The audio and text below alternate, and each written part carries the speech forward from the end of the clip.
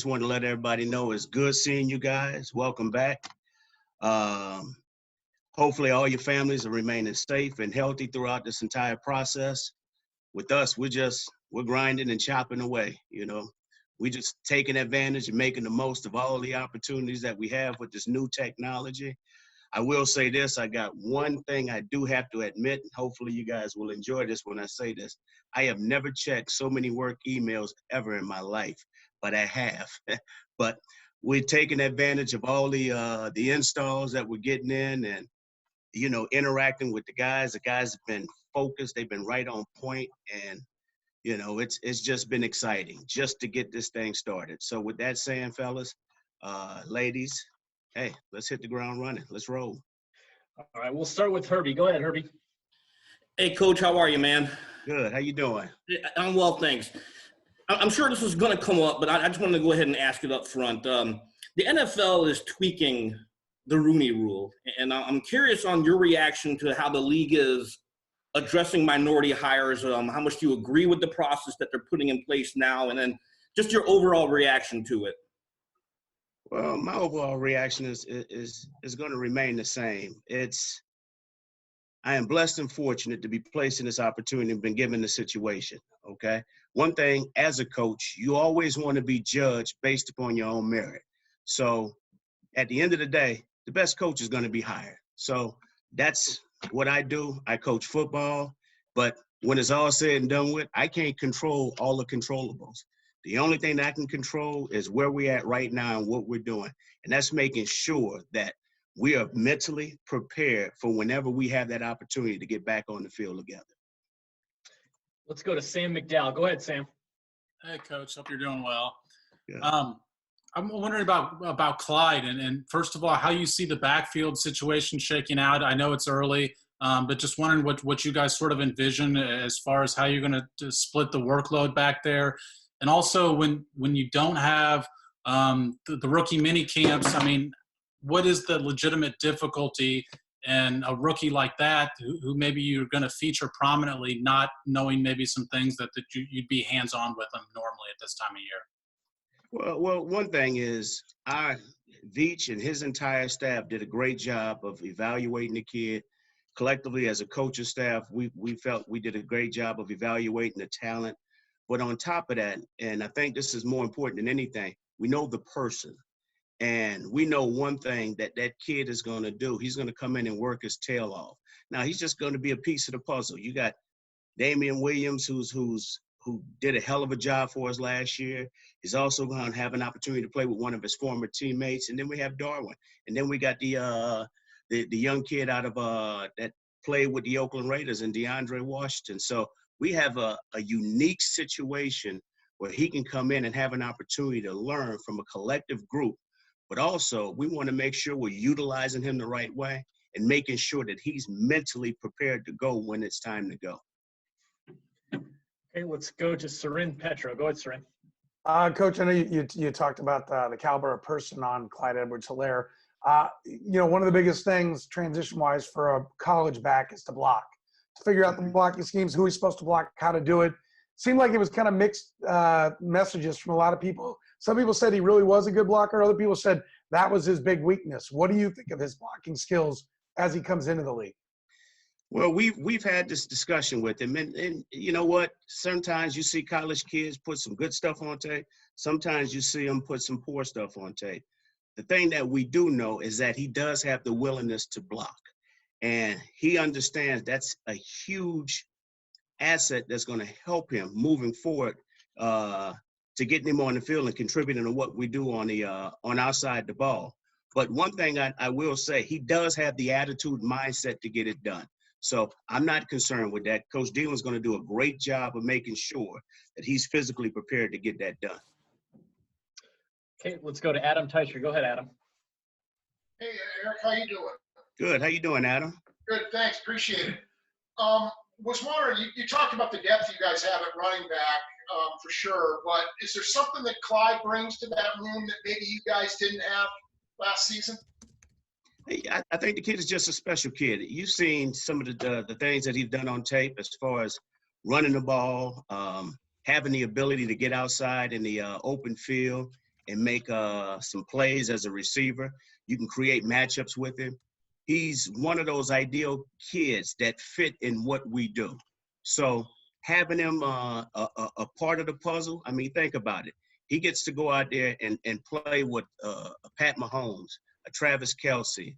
He gets an opportunity to learn from a Damian Williams. He gets an opportunity to learn from a DeAndre Washington. He gets an opportunity to play with Sammy Watkins and all those guys. So I think with his talent and also his attitude and his determined mindset and the professionalism that he brings to the organization, I think that's going to help him to be even better. So I think the kid got some special traits, but I also believe that our players are going to help him to grow to become even more of a special contributor when it's all said and done with.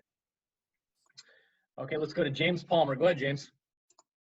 Eric, I hope you're well. I know you commented a little bit with Herbie about the best coach gets the gig, but I kind of want to follow up where opportunity still plays a part as well. So what's your thought on kind of the fellowship being expanded? That's kind of how Byron Leftwich got his name in by working with Bruce and then working the way up and doing with coordinators. So just getting the opportunity at a lower level seems to be expanded. Kind of want your comment on that. Well, I think there are plenty of candidates that are more than qualified. I think one thing that popped up was, some coaches now, assistant coaches, are going to have an opportunity to interview. I think that's huge. I think that's huge across the board, regardless of skin color. It doesn't make a difference, Now you get an opportunity to interview the best football coach for that particular position. I think one thing is that with all this discussion being brought to the table, it just opened up different doors for many different people. And like I said, when it's all said and done with, my job is to make sure I'm focused on what we're doing. But yes, I am happy that was passed so those guys can have an opportunity. But understanding that, hell, I got a job to do. We'll focus on what we need to get better at this particular time and what's going to make us the best team when we have an opportunity to hit the ground running. Let's go to Nate Taylor. Go ahead, Nate. Hey, Eric. Thanks for doing this. Can I say this real quick? Do you guys feel like the Brady Bunch? I'm sitting here trying to find you guys. I'm right here. I hope you're doing well. Hope you can find me. Eric, I know this may sound silly to some degree, but looking back at last year, how many times have you realized or been told from players, fans that you guys, one, never run another quarterback sneak once Patrick got hurt and you guys were still able to win the Super Bowl? And what about the idea of not, using a quarterback sneak in short yardage situations? You guys were able to still be really successful in the postseason using a variety of players. Can you just speak to the idea of maybe never having to run another quarterback sneak in the future, and just the idea of how the offense has advanced so much that you guys can still be at an advantage despite using one of the more conventional short yardage plays? One thing, we have a very, very creative coaching staff. And I've always said this. I'm blessed and fortunate to have an opportunity to work with Coach Reed. And one thing that we have, our motto is to remain flexible in anything and everything that we do. So we're going to try and create the best situation for us regardless of what's taking place or what has happened. And so we just want to make sure that we're utilizing all of our personnel and giving us the best opportunity to go out there and be successful. Yeah, obviously, when you think of the quarterback sneak, obviously everybody remembers what took place in Denver. But one thing I do remember is having an opportunity to run a few short yardage plays in the Super Bowl where my man Pat dropped that shoulder. And I don't know if he necessarily laid the wood, but he laid some wood or took some wood, and he found a way to get it done. But he's a competitive kid. He's going to do whatever he can. And the beauty of our guys is that, hey, they know, regardless of situation, whoever is called upon, all right, to perform in whatever moment we're putting them in, their job is to be accountable and find a way to get the job done. All right, guys, we're getting short on time, so we probably have time for a few more. Let's go BJ, Pete, and then Matt, Derek. Go ahead, Pete. Or I'm sorry, go ahead, BJ. I still muted? Okay. Oh, you're good. All right. Coach, I know that everybody's asking you about your time and your role as offensive coordinator with the Chiefs. I want to ask about your role as running back in the University of Colorado and the national championship team being the 30-year anniversary. How much, I know that, every time there's an anniversary like this, it has to give you some special memories, but what have you got going on? Is there anything planned for that? And how fondly do you still think back on those memories, obviously coming off a Super Bowl and reaching the highest level of this level of football? I tell you what, it's kind of ironic that question has come up because this past weekend or last Friday, a bunch of us from our national championship team had a Zoom call. So it was one of those calls that, first of all, was a great time. Just reconnecting with a number of guys, also catching up with them. But some of the stories that were told were unreal. And some of the stories you don't want ever to get out there. But it was a great time. Guys had a great time just rehashing all the different things that took place throughout the course of that year. But it's always a special moment when you can rehash and think about the past because if it wasn't for the past, it wouldn't help shape the future. But I will say this, and I got to let you guys in on this part of the story. So I've been finding myself, which has been great. I walk probably about 5.5 to 6 miles at least 5 days a week. And so I'm walking through our neighborhood. I've discovered more of our neighborhood than any time in my life since I've been here in Olathe, Kansas. But I'm walking through my neighborhood, and this guy, he's cutting his grass, okay? And he stops his lawnmower. He comes running out. And I'm like, man, am I going to have to fight this man? So, but come to find out, he gives the exact date, and it's a shame. I can't recall the date. But he gives me the exact date, the exact time of the fifth down deal against Missouri. I'm like, man, are you guys ever going to allow us to live this down? I mean, but it was hilarious. It was funny, but I will say this, it's good to be remembered for a lot of good things, but also too, I hate the fact that in this state where we are and working with the Kansas City Chiefs, I'm pretty much reminded about the fifth down more than anything than the national championship. All right, let's go to Pete Sweeney. Go ahead, Pete. Hey, Eric, thank you for taking some time with us. Hope you're all right. Curious about Sammy Watkins. You'd mentioned him and everything that sort of emerged a week ago about maybe some mixed feelings about his usage and things like last year. I was wondering your reaction to some of that stuff that came out and then how you have conversations with the player to sort of coach that up and deal with it. Well, one of the first things I enjoyed the article. And one thing you guys got to understand is players go through a lot of different highs and lows. There's a lot of pressure that players receive when playing this game outside of what we do.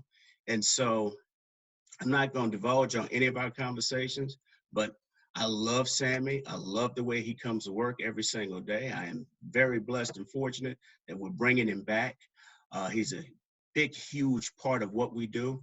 And I'm actually proud that he allowed people to get to know him because he's a beautiful kid. He's a hardworking kid. And the only thing that he wants to do, he wants to be great. And I think more than anything, I think if everybody can take that and just feel just his urgency to want to express how hard it is to achieve those goals, just listen to him. He's allowing everybody into who he is, but he just wants people to know that he wants to be the player that he was expected to be. And we love him because of that. All right, Coach, we've got two more hands that are up here, that one of them that we got to get in here, but let's start with Matt, Derek, then we'll close it out with Adam. Go ahead, Matt. Hey, Coach, I wanted to let you know I almost wore my fifth down T-shirt today just for you and I Coach see you Joe. got your misery gear on. It's it's got zeros on the clock and 31:27, but hey, I wanted to ask about the offensive line because you're bringing back 4 of your 5 starters from the Super Bowl. Left guard really the only position that's up there. You got Andrew coming back, but you've added Mike Remmers and Brett Veach has mentioned Lucas Niang might be in the mix. How open is that competition to you, and what do you think of the new guys that you're bringing in there on the line? We're very fired up about the guys that we're bringing back. We're fired up about the new additions that we have. We just want to make sure that we're sound at every position, and we're going to create competition. And when it's all said and done with, Coach had myself, Coach Reed, we're going to make sure that we're putting the best 5 out there that gives us the best chance. And you know, in this in this industry, you can't have enough good old linemen. And so we just want to make sure that we're stockpiling on depth, but also creating a competitive atmosphere so we can get the best 5 on the field at any given time. Okay, Adam, go ahead and close us out. Hey, no fifth down questions, Eric, at least not today. I wanted to ask you about what you knew or what you know about your 2 young development quarterbacks since you've had them in. And also, I'd like to hear in your words, what's in it for those guys to come here to this team when the starting quarterback job is locked up for a long time? Well, one thing I will say, Jordan and Shea they've been very, very good in the meetings. They've been very, very receptive to the information that we're providing them, but also, too, they've been asking a lot of great questions. Mike Kafka has done a heck of a job, Joe Blameyer.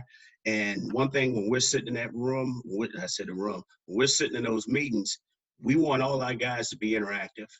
You know, one thing that they'll have an opportunity to gain from being here is, first of all, they get to learn a lot. We have a very, very unique and diverse offense. On top of that, they get to watch how Pat Mahomes works as a professional.